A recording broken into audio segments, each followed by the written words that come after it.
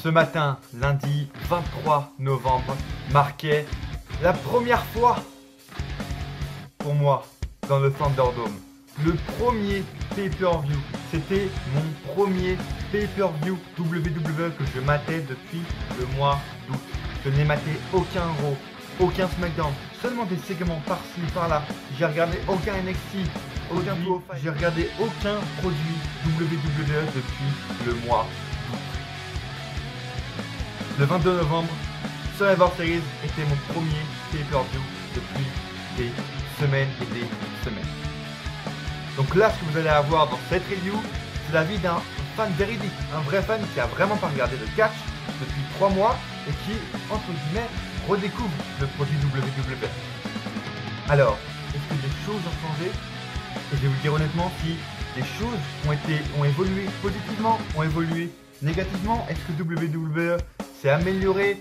Est-ce que le Thunderdome, c'est bien aussi d'un côté? Parce que j'ai jamais vu le Thunderdome en entier. Est-ce que 3 heures dans un putain de Thunderdome avec des faux chants, des faux fans, un faux public, des fausses réactions, est-ce qu'en vrai c'est bien ou est-ce qu'en vrai c'est pas bien? Je vous laisse avec l'intro et je vous dis à tout de suite pour la review complète avec vous aussi dans les commentaires des Survivor Series 2000.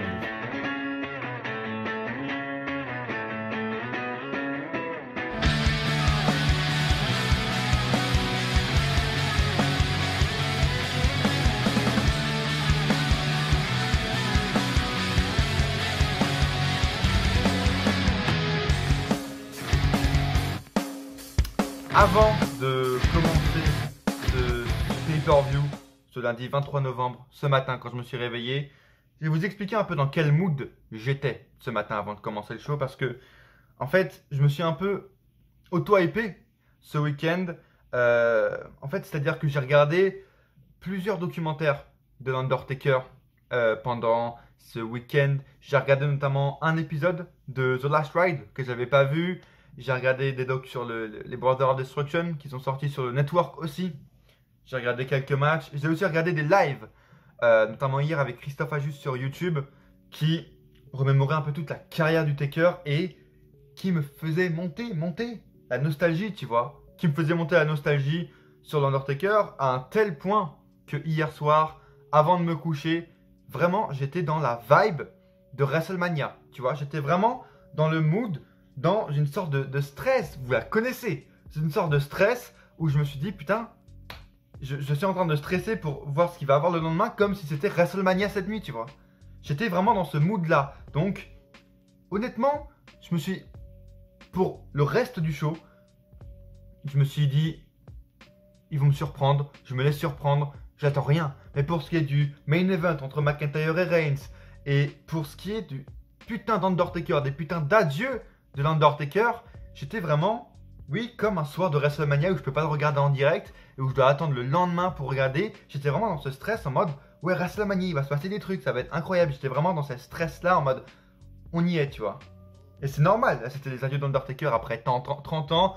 On a tous vécu, peu importe, et c'est ça aussi qui est incroyable avec l'Undertaker, c'est que c'est le seul catcheur avec qui n'importe quelle génération a vécu, tu vois. Ça n'a pas été ça avec Ric Flair, ça n'a pas été ça avec Shawn Michaels. L'Undertaker a traversé plus de 3 décennies, tu vois. Donc des mecs qui sont fans depuis 30 ans, des mecs qui sont fans depuis 10 ans, des mecs qui sont fans depuis 5 ans, ils peuvent se reconnaître, ils peuvent se connecter avec un seul catcheur, et c'est l'Undertaker, tu vois. Et au final, est-ce que j'ai vraiment été surpris? Au final, est-ce qu'il y a vraiment des choses qui ont changé? Tu vois, j'attendais vraiment rien. Je me suis dit, allez, let's go. Vince McMahon ne change pas les bonnes habitudes. Vince McMahon ne change pas ses plans. Vince McMahon reste Vince McMahon. WWE reste la même WWE 3 mois plus tard avec le Thunderdome, sans le Thunderdome. Parce que quand il y a Vince McMahon, il n'y a rien qui change. Voilà. Ça fait 3 mois que j'ai rien regardé, que j'avais plus une sorte d'ambiance de pay-per-view. Je savais plus, tu vois, ce qu'en vrai, tu vois, je savais plus les humeurs d'un pay-per-view. Et je me suis rappelé très vite, tu vois, très vite ce que c'était les humeurs d'un pay-per-view chez WWE. Tiens, Premier match, 5 contre 5. Team Raw contre Team SmackDown. Comment dire? C'est normal que je commençais déjà à me faire chier. Honnêtement. Au bout de 15 minutes.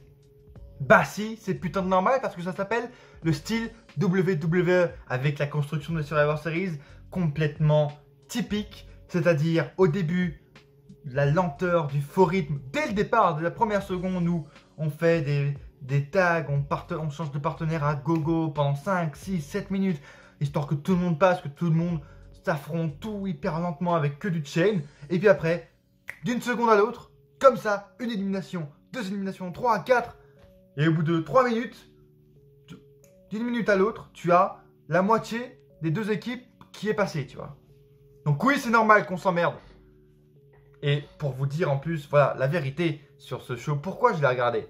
C'est pas parce que, et ça fait chier de le dire, même pour moi, mais c'est pas parce que les shows me manquaient. C'est pas parce que la WWE en elle-même, ça manquait, tu vois. Mais c'est pas parce que, genre, j'avais envie de revoir les bookings, c'est pas parce que j'avais envie de revoir Raw et SmackDown, pas du tout, tu vois. J'ai regardé ce show, et pourtant, j'ai pas suivi du tout SummerSlam, Clash of Champions, j'ai rien encore vu, tu vois. Et moi, je déteste ne pas être à jour. Je déteste, tu vois. C'est pour ça que j'ai pas regardé Clash of Champions, parce que j'étais pas à jour, etc. Donc, normalement, je devais pas regarder ce show, tu vois. Mais le seul truc qui m'a fait dire faut que je le regarde, c'est le fait que quand ils ont annoncé les putains d'adieux d'Undertaker, tu vois. Et je me suis dit, nique sa mère, ça va se passer une fois dans une vie, mon gars, et il faut que tu vives en direct. Il faut pas que tu te fasses spoiler et que tu le regardes un mois plus tard, en décembre, tout seul, alors que tout le monde l'aura déjà vu. Il faut que tu vives le jour même sans que personne te spoil ce qui va se passer, tu vois. Bon, au final, il s'est rien passé, mais une chose comme ça, c'est juste ça, c'est l'Undertaker qui m'a donné envie de regarder ce show parce que je me suis dit, c'est unique. S'il n'y avait pas eu l'Undertaker, et honnêtement, je vous le dis vraiment, mais véridique, hein, j'aurais absolument pas regardé ce show. S'il n'y aurait pas eu l'Undertaker, je l'aurais pas regardé.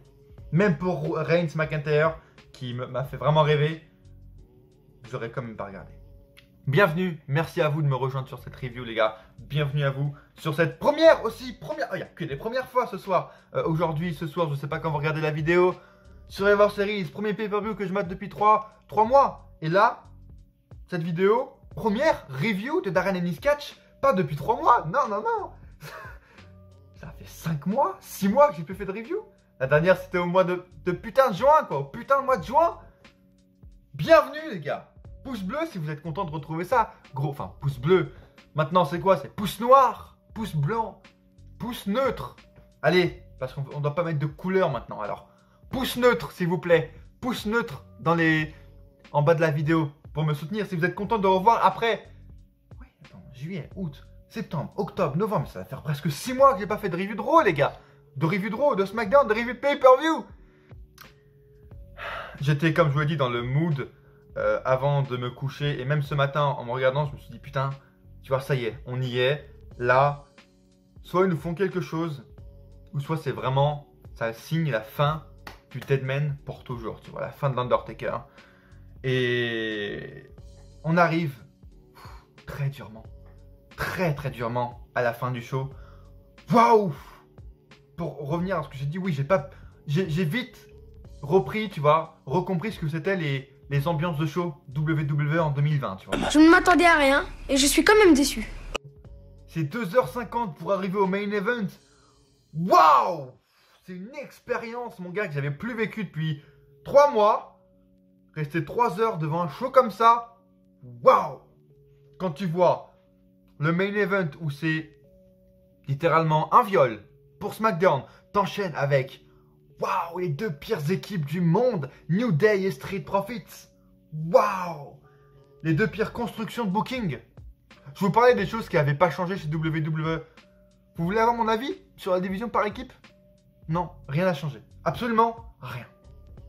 Les Street Profits New Day, ça reste la même chose. Les constructions des matchs par équipe, ça reste la même chose. L'importance qu'ils donnent aux matchs par équipe, ça reste la même. Rien n'a changé. Vous voulez savoir aussi quelque chose d'autre qui n'a pas changé? C'est que Angelo Dawkins, j'ai envie de le paffer. Ça n'a pas changé, tu vois. 5 mois plus tard, après ma dernière review, ça va pas changer. Je ne supporte toujours pas ce putain d'Angelo Dawkins. Oh yeah! Ferme ta putain de gueule! Je vais t'encastrer dans un mur. Je supporte pas. Il gâche tout le match, il gâche tout le show, il gâche tout en fait. Tu sais, j'ai mes muscles qui commencent à se contracter dès que je le vois, ce mec. Je ne peux pas voir ce mec en fait. Arrêtez avec lui. Oh putain, c'est...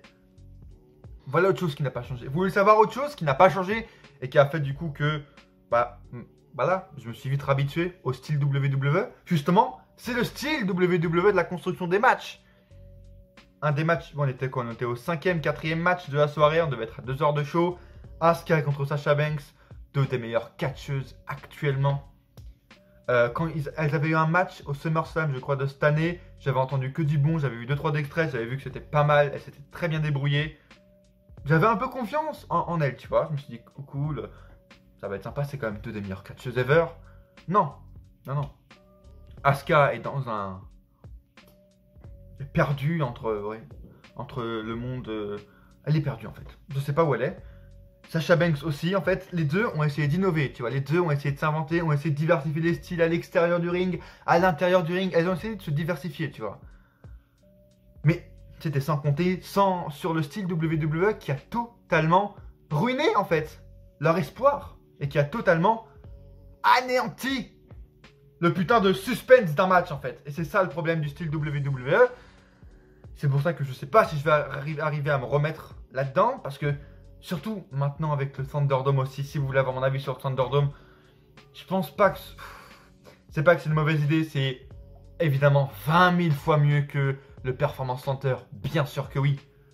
Mais le sort des faux fans qui réagissent pour n'importe quoi, le fait qu'on n'ait pas de réaction organique, j'ai envie de te dire, mais ça c'est normal, il n'y a pas personne à part la AEW, tu vois, je veux dire... Le fait que tu vois AJ Styles, il n'y a que des bouts, alors que quand on sait que c'est AJ Styles, et même quand il est heel, il y a quand même des huées, des applaudissements, c'est assez diversifié, ça donne un peu de matière, tu vois, à la foule, etc. C'est cool. Le Thunderdome, c'est vraiment genre, c'est bien septifié, tu vois. Comment on dit? Attends, aseptisé. Waouh, il est revenu de loin celui-là, putain de ça. Le show est aseptisé, tu vois, c'est vraiment... lisse, les faces on les applaudit, les gens, les méchants, en plus du coup qu'il y a le public qui aide pas, là le suspense est totalement anéanti parce que dans le style WWE en fait les contres, les moves, les contres des superstars, les moves qu'ils vont faire, on les voit arriver dans 90% du temps, tu vois, on le sent arriver qu'il y aura un contre dans tel angle de caméra, quand ils prennent tel temps pour se mettre sur la 3e corde, quand ils prennent tel temps pour ressoulever l'adversaire, tu vois. Dans 90% du temps, en fait, il n'y a pas de suspense possible dans les matchs WWE. Et ça l'a bien prouvé. Là, j'ai senti l'envie de Banks et Asuka de faire de bonnes choses, tu vois, d'innover. Quand elles étaient à l'extérieur du ring, c'était sympa, tu vois. Mais c'est vite anéanti par les contres basiques de WWE, par les angles qui nous font comprendre, à nous qui connaissons le produit, que, là, vu qu'on ne voit pas l'adversaire, c'est-à-dire qu'ils vont essayer de nous surprendre et l'adversaire va aller intervenir. Comment tu veux te mettre dans un show comme ça? C'est pour ça également peut-être que j'ai fait une overdose, en plus qu'il n'y ait pas de fans, en plus que voilà, il y a des fausses réactions et en plus du style. C'est peut-être à cause de ça justement que j'ai fait une sorte d'overdose cette année, avec toutes les circonstances exceptionnelles qu'il y a eu, et que j'ai pu regarder de pay-per-view depuis 3 mois, depuis plus de 3 mois, tu vois. Enfin bref. Du coup, à cause de tous ces points, tu vois, ça a été très long pour arriver jusqu'au main event. Déjà, oui, le Reigns... Jusqu'au Reigns McIntyre, déjà c'était une épreuve, mais j'ai pas envie de dire très surpris, mais le match était cool. C'était pas le meilleur de l'année, c'est sûrement le meilleur de la soirée, certes, parce qu'il n'y a pas eu grand chose en opposition, mais voilà, les 3/4 du match ont été assez lents, c'est juste la fin qui était assez overbooking, over 900, tu vois, vraiment genre, intervention, il passe à travers toute la lignée des barricades, et après il passe à travers la table, puis après il y a un arbitre, il se fait buter par l'arbitre, et ensuite il y a... Ouais. J'aime l'overbooking en vrai, donc je fais le mec, mais tu vois, c'est ce qui m'a permis de rester dans le match et d'apprécier quand même un peu ce show, tu vois. Et enfin, on arrive à ce vrai main event de Survivor Series, les adieux de l'Undertaker sans fans, sans public. Plein de questions se sont posées pendant qu'ils accueillaient, tu vois, les superstars, pendant qu'ils faisaient la vidéo promo. Et d'ailleurs, si vous voulez avoir ma réaction, les gars, j'ai une bonne petite nouvelle. Parce que j'ai filmé ma réaction pour les adieux de l'Undertaker. J'ai filmé ma réaction.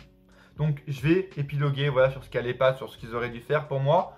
Et vous allez voir ma réaction organique de la promo jusqu'au truc de Vince McMahon jusqu'à la fin, tu vois, jusqu'à ce que l'Undertaker lève son poing. Vous aurez ma réaction. Soit peut-être que la vidéo est déjà sortie maintenant. Si c'est le cas, cliquez sur le petit i, d'avoir un petit i là. Si c'est le cas, normalement, il y a un petit i qui va apparaître. Si la réaction est déjà sortie, dites-moi en commentaire, en tout cas vous, parce qu'évidemment, ces vidéos sont faites pour ça. J'ai envie d'avoir une vraie communauté de catch. Donc, laissez un pouce si vous aimez la vidéo, bien sûr. Abonnez-vous dès maintenant pour ne rater aucune des prochaines vidéos qui vont arriver. Peut-être une demain, je ne sais pas. Et si vous avez raté les dernières vidéos, allez les voir. Et voilà, commentez. Faites votre review aussi dans les commentaires. Voilà, de quelques points, ce que vous avez aimé, ce que vous n'avez pas aimé. Est-ce que vous avez aimé, par exemple, le segment Les Adieux du Taker, tu vois? Est-ce que vous trouviez qu'ils n'en ont pas fait assez? Vous trouvez qu'ils en ont fait trop? Que ça a duré trop longtemps? Dites-moi tout en commentaire. Pour qu'on ait plusieurs avis différents. Voilà, pour qu'on parle de catch ensemble, en fait. Ça, c'est vraiment cool. Donc, merci à vous qui allez le faire. Bref, il serait peut-être temps d'entamer la review pour la première fois en 5 mois. La review des Survivor Series, les gars. Je vais pas parler de votre putain de kick-off. Apparemment, il y a une Battle Royale remportée par le Miz, nanani, nanana. Ok, très bien, super. Bref, je n'en ai rien à foutre, honnêtement. Le Miz aussi qui remporte... Honnêtement, il y a trop de choses à dire. Je pense que je vais, comme je vous dis dans ma vidéo pronostic des séries, je pense que voilà, dans je sais pas dans combien de semaines, mais je vais faire une vidéo spéciale qui va retracer les 3 mois là, de août à novembre de tout le Thunderdome que j'ai raté. Et je vais vous analyser les points principaux. Je vais vous dire pour moi ce que j'aimais, ce que j'aimais pas, je pense. Parce qu'il y a trop de choses que j'ai ratées et dont je dois parler en fait. Comme le Miz qui prend la mallette comme ça. John Morrison qui doit avoir la mallette. Enfin bref. Et on commence cette longue matinée pour moi avec le traditionnel match des hommes des Survivor Series 5 contre 5. On avait AJ, Sheamus, Braun Strowman, Matt Riddle et Keith Lee face à Owens, Jey Uso, King Corbin, Otis et Seth Rollins. Écoutez, on va direct commencer par les 2 seuls points positifs que j'ai relevés presque de toute la soirée. L'élimination de Rollins est sûrement l'une des plus intelligentes qu'ils aient fait depuis ces dernières années, honnêtement. Parce que ça reste dans sa continuité de personnage. Ça reste dans sa continuité pour le bien de tous, tu vois, de Greater Good. Et le mec, ces dernières semaines, de ce que j'ai vu, il a perdu ses matchs. Il a quand même perdu face à Otis, donc quand même assez chaud pour lui. Il a perdu face à Murphy, clean. Il a perdu ses disciples, du coup, comme Murphy, etc. Tu vois, donc beaucoup de choses sont passées. Le mec est, tu vois, peut-être baissé en grade dans sa tête. Il pense qu'il a baissé en grade. Il a beaucoup de défaites, tu vois. Et vu qu'il veut toujours faire tout pour le bien de tous, pour le bien commun, là, le mec, quand Owens est sur le ring, il le crie de le taguer. Il le tag. Il se tourne vers ses partenaires et il dit pour le bien de tous, tu vois. Et là, il se met à genoux et il se sacrifie pour le bien de tous. Et ça, c'est juste bravo. Là, même lui-même, quand lui-même se trouve pas au niveau de ce qu'il devrait être, il se retire lui-même pour le bien commun, tu vois. Il se retire lui-même parce qu'il n'est pas au niveau, parce que il affaiblit à ses obligeances, je sais pas, tu vois, un truc comme ça. Et c'est très bien, et ça explique bien sûr très bien la pause, parce que tout ça a été fait pour la pause, bien sûr. Et la deuxième chose positive, c'est Keith Lee, qui donne la victoire finale. Alors, je ne l'ai pas vu venir, honnêtement, de ce que je vois de Keith Lee depuis des semaines et des semaines, déjà dès sa première entrée où le mec a un changement de gimmick, a un changement de in-ring, a un changement de tout, tu vois. Je me suis dit, bon, bah, ils n'ont aucun plan pour lui. Et oui, ils n'ont sûrement aucun plan pour lui, tu vois. Et je voulais y voir enfin de mes propres yeux, tu vois, parce que j'ai jamais vu de match en entier de Keith Lee depuis qu'il est dans le main roster. Là, j'ai enfin pu constater de mes propres yeux, tu vois, pourquoi les gens disaient qu'ils avaient changé le in-ring de Keith Lee. Je me dis, putain, mais c'est quand même pas possible. Keith Lee, quand même, c'est pas... Tu vois? Non, oui, ils avaient raison, en fait. Vous aviez raison, oui. Keith Lee n'est plus la même personne. Le theme song, apparemment, ce que j'ai compris, ils l'ont changé juste ce soir. C'était la première fois ce soir qu'ils mettaient ce nouveau theme song, qu'il a été fait par lui-même, du coup, parce que son ancien était horrible, il a eu beaucoup de critiques, etc. Tout le monde le sait, donc il avait encore une fois fait machine arrière alors qu'ils auraient pu tout simplement laisser le theme song de Keith Lee. Bref, oui, voilà, la tenue qui est changée, le in-ring qui est changé, le mec, du coup, maintenant, combat comme un putain de heavyweight, comme un putain de Braun Strowman. Il n'y a rien d'intéressant, il n'y a plus rien d'intéressant. Ils ont tué Keith Lee. Il n'y a plus la même aura pendant son entrée, il n'y a plus la même aura dans son ring, il est plus aussi léger, tu vois. Là, il fait des trucs de mec lourd, il bouge pas, tu vois. Alors qu'avant, il pouvait aller dans les cordes, il pouvait faire des trucs assez stylés, tu vois. Même si je suis pas fan des des gros mecs qui font du high fly partout, lui, tu vois, c'était assez modéré, c'était bien fait, tu vois. Le fait que SmackDown se fasse violer, je comprends pas.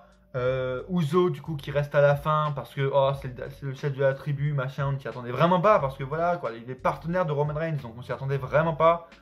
Bref, je sais pas pourquoi d'ailleurs ils ont pas éliminé une seule personne du clan de Raw, je sais pas pourquoi. Il y avait une bonne entente du côté de Raw, très bizarre. Je sais pas ce qui va se passer dans les futures semaines, mais bon, victoire de Raw en tout cas, match assez long. Oui, j'ai rien noté de plus, faut vraiment être très long. Oh putain. Street Profits affrontent les New Day. Plus. Juste dès l'entrée des Street Profits, moi on peut déjà me tirer une balle dans la tête. Je veux dire, je préfère regarder un mec qui regarde 10 heures des vidéos YouTube, là comme il est sur YouTube, le mec qui regarde 10 heures. Je préfère regarder les Marseillais pendant 10 heures, tu vois. Les Marseillais, les ch'tis, tout ce que tu veux, que regarder ça en fait. C'est plus divertissant. Déjà de une, et de deux, putain, j'ai moins envie de me tirer une balle et de changer de passion en fait. Tu vois, de devenir fan je sais pas moi, de créateur de rideaux, tu vois. Waouh! Putain, ça me tue tout. Ça me tue.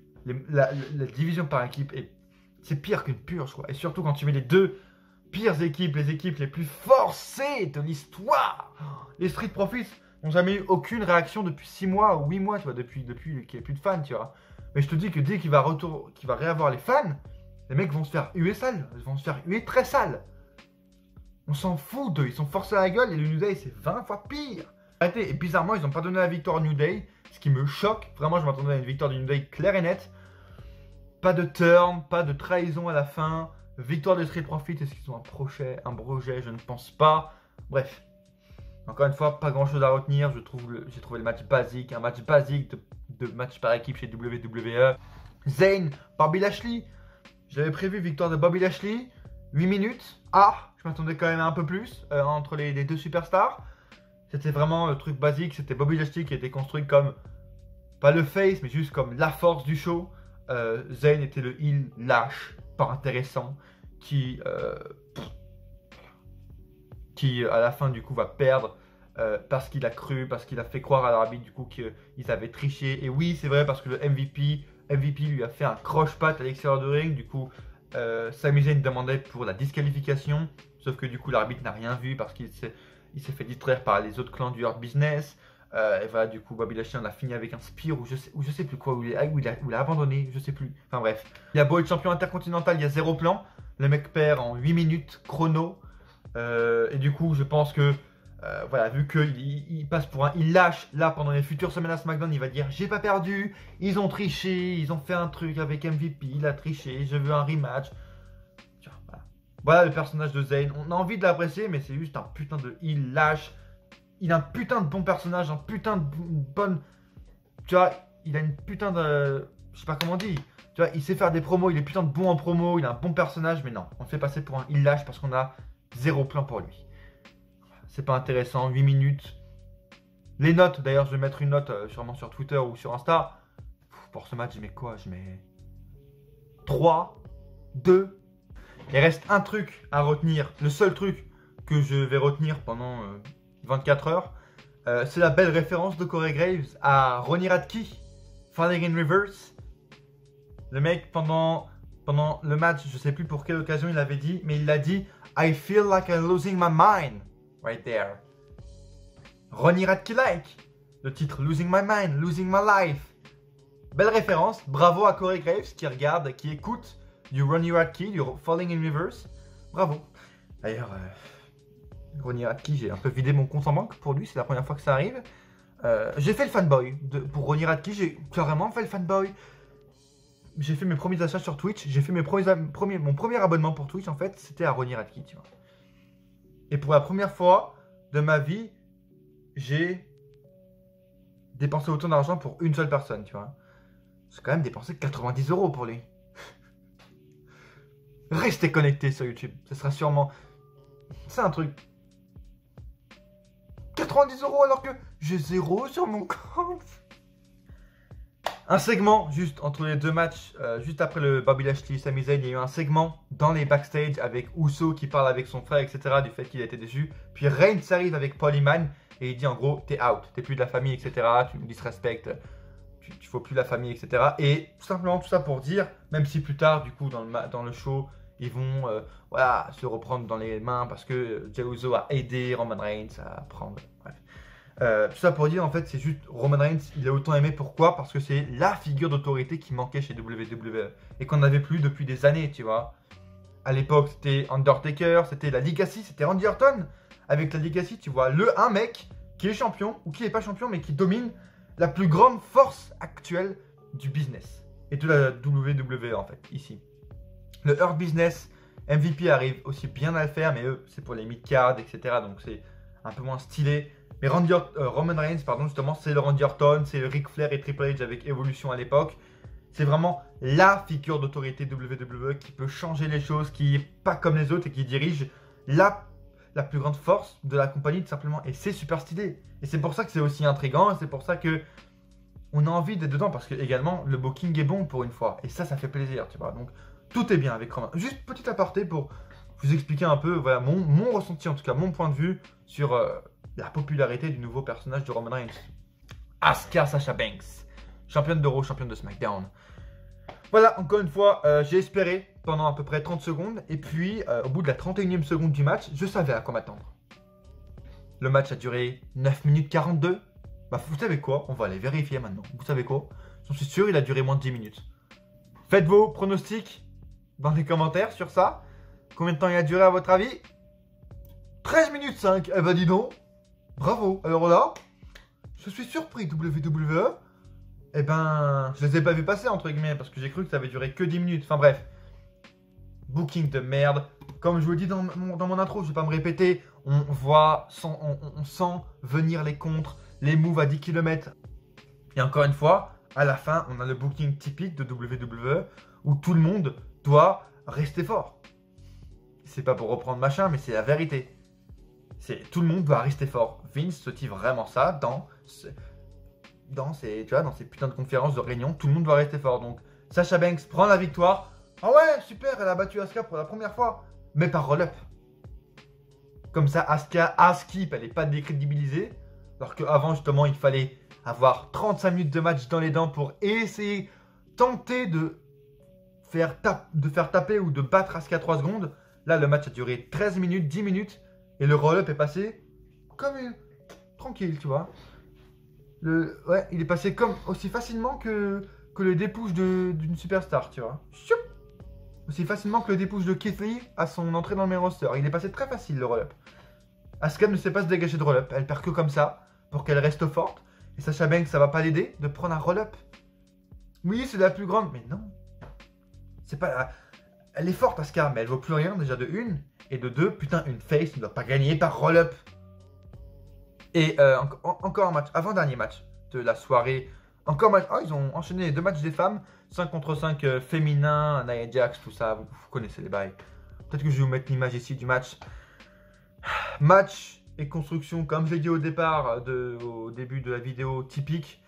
C'est-à-dire, on est lent, et puis après, on fait 20 000 éliminations directes, et puis après, il reste plus que 2 superstars dans chaque équipe.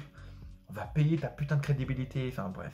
C'est dans ce type de match, je peux pas m'y accrocher en fait, parce que ce soit homme, mais surtout encore plus les femmes, bizarrement, tu vois, dès qu'elles entrent, qu'elles soient heel ou face, tu vois, dès qu'elles entrent dans ce type de match des Survivor Series, on a l'impression, tu vois, qu'elles connaissent plus les règles du catch, qu'elles ont plus dans la tête, tu vois, qu'il peut y avoir des triches, qu'il y a des gens qui peuvent arriver par derrière, qu'il y a des cordes qui existent aussi.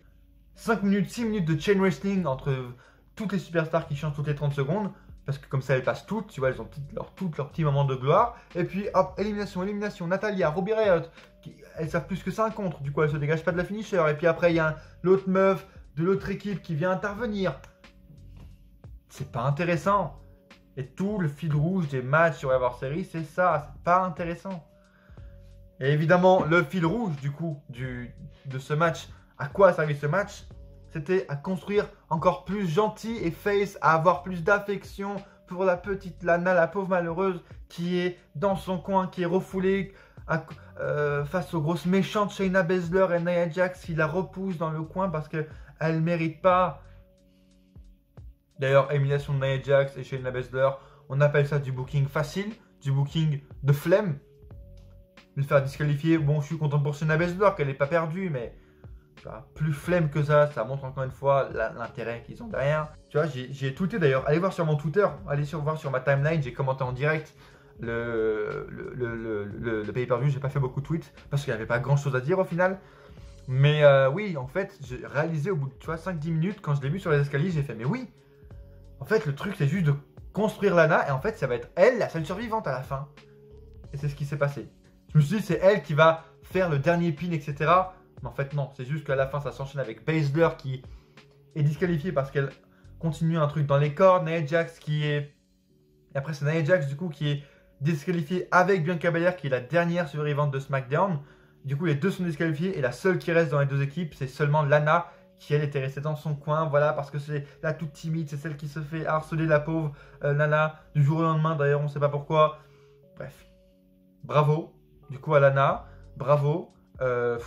Ça, j'ai même pas envie de critiquer le booking. C'est maintenant, c'est un booking comme un autre. Et ça marche en plus, le pire, parce que voilà, c'est vrai que là, du coup, ils prennent un peu, tu vois, les cas des cours d'école où il y a un mec qui est toujours refoulé, il essaie de s'intégrer à un groupe, mais toujours refoulé, il mange toujours à la cantine, tu vois.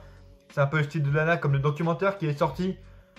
Sur Network, etc. Ça va avec ça, tu vois, c'est le fait que voilà, elle est toute seule, elle se refoulée. Là, ils lui ont ordonné de rester sur l'escalier, elle pouvait même pas se mettre sur la rampe parce que voilà, elle est refoulée. Et du coup, elle gagne, comme ça, elle se venge, ça montre que peu importe les obstacles, elle passe tous les obstacles, elle passe toutes les barrières, et peu importe, un message d'espoir, peu importe, si vous êtes refoulé, comme ça, vous allez arriver à tout. Oui, ça marche pour ceux qui ont 7 ans et demi. Moi, j'y crois pas. Surtout Lana, en fait. Lana. Je sais pas, prends une meuf, Liv Morgan. Je veux bien un truc. Lana, quoi.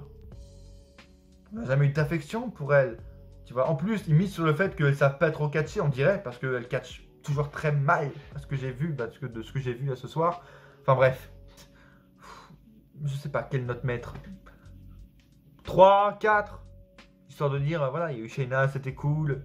Il y a une histoire derrière, au moins, ça aussi c'est cool. Il y a une histoire, ils font des efforts. En vrai, ils font des efforts pour cette storyline, pour essayer de mettre Lana Face pour on ne sait quelle raison d'ailleurs. Pourquoi ils ont envie de mettre Lana Face? On sait pas pourquoi. Il n'y a aucune raison derrière, mais bon, bref. En vrai, c'est cool. Vas-y, tu sais quoi, on accepte. Allez. On va voir ce qui va se passer à Raw, à SmackDown, on verra. Et enfin, le main event de la soirée. Le match le plus attendu de la soirée. Celui pour lequel on a fait 2h30 d'attente, d'ennui pour lui, pour ce match. Déjà les entrées, tu vois, ça te met bien dans l'ambiance, tout te met bien dans l'ambiance. J'étais vraiment hype à fond pour ce match, vraiment, tu vois, je me suis dit, allez, let's go, vraiment, tu vois. C'est comme si j'étais au Thunderdome, j'applaudissais, j'étais vraiment, ok, maintenant, c'est super, c'est maintenant, tu vois, c'est le main event. La revanche de WrestleMania 35 entre McIntyre et Reigns, tu vois, au top de leur niveau, au top de leur gimmick. Allez! Ouais! Eh ben, combien de temps il a duré? 24 minutes. Bon, sur les 24, il y en a eu 7, 8 minutes qui ont été intéressantes, qui ont été divertissantes, entre guillemets. Parce que, après, encore une fois, c'est mon avis, c'est mon point de vue, mais je trouve que c'était, pendant la plupart du temps, c'était du chain wrestling, c'était une démonstration de force, donc entre guillemets, ils sont dans leur perso, c'est bien construit parce qu'ils se démontrent la force et de plus fort actuellement chez WWE. Mais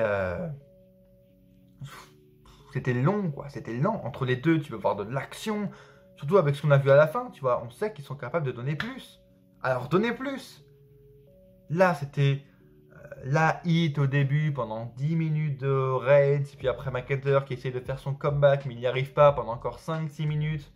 Après, il essaie de se faire son comeback, mais après, du coup, il y a le spot, et à partir du spot de la table où ils arrivent à le faire passer à travers la table, etc., là, ça s'accélère avec booking. Tu vois, on passe vraiment de rien, chain wrestling, vraiment la hit assez ennuyeuse, surtout de la part de Reigns, à direct, on passe à travers des tables, et puis il passe à travers la lignée complète des barricades. Putain, ça c'était par contre énorme. Et à partir de là, du coup, ça s'est accéléré. Ils ont fait un spear. Reigns a fait un spear après, a enchaîné un spear sur McIntyre. Il s'est dégagé. Et là, j'ai compris qu'ils allaient vraiment le construire comme un putain de monstre. Vraiment, c'est l'impression que j'ai eue. Le mec se dégage d'une table, de passer à travers les barricades et d'un spear. Peu ont fait ça, donc même s'il a perdu, c'est très encourageant, en tout cas pour la suite. Et oui, ensuite ça a enchaîné avec le Claymore, le fait que l'arbitre après soit KO. Et il y a eu l'intervention, bien sûr, de Jey Uso que tout le monde attendait, qu'on avait vu venir à 20 000 km. La fin, en vrai, je comprends. Tu vois, Reigns, du coup, prend la victoire grâce à l'intervention de Jey Uso. Il y a eu, je crois, là, un coup bas de McIntyre. Puis Uso a enchaîné avec un super kick sur McIntyre. Et puis, je crois que oui, McIntyre, ensuite, il y a un autre arbitre qui est arrivé. Et Reigns a fait la fameuse soumission qu'il avait fait à Braun Strowman. Et il fait pas taper, donc ça c'est bien. Il fait juste s'évanouir. McIntyre, comme ça, encore une fois, tout le monde reste crédible et reste puissant. Pour pas reprendre la phrase typique, tout le monde reste au sommet, tu vois.